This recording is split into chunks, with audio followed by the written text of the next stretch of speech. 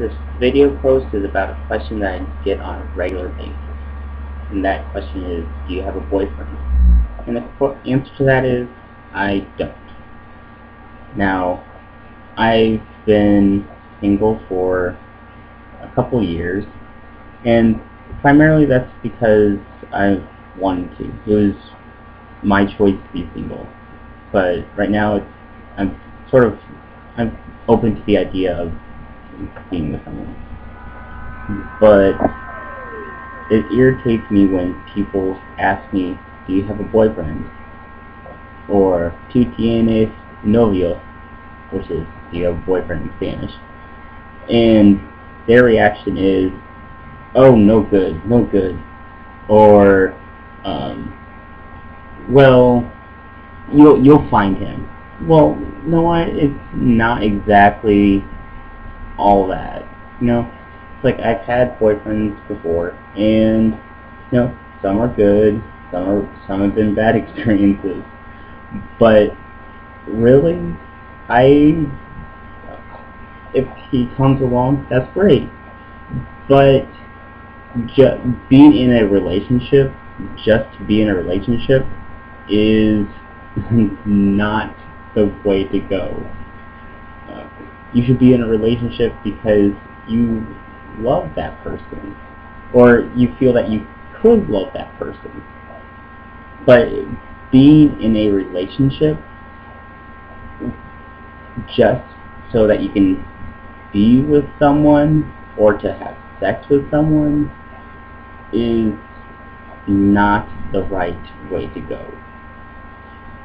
So that's why I chose to be willingly single,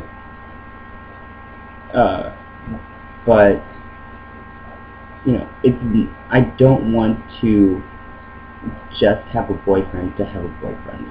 I want to have a boyfriend because I feel a connection with that person. Just because I happen to want to have sex with that person is not exactly what you should be doing. I guess what I'm saying is you shouldn't base a relationship on just wanting to be with someone. You should have commonalities. You should be able to have fun with that person. And if you have some reservations, that's kind of good. You should have reservations about being in a relationship, because being in a relationship is about giving a part of yourself to someone. But at the same time, you're like two little puzzle pieces, and sometimes you flip it. You have two little puzzle pieces, and you try and put them together, and then you turn around and you try to fit it another way, and sometimes it doesn't work. And then sometimes you see a puzzle piece and it looks like it fits, but it really doesn't. And so, those are the types of learning experiences that people need to have, is have experiences in relationships that fuck up, or you just don't, you mutually decide not to be with that person because obviously it's not working. But when you find that person who sort of, it doesn't complete you, but it complements you.